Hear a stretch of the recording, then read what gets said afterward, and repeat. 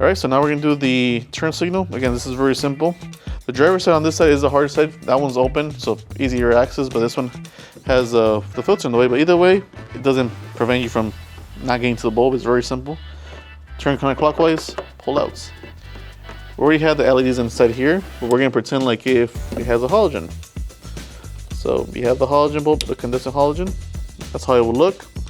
You simply grip it, pull out, get your new T3, pop it in, and you're ready to go.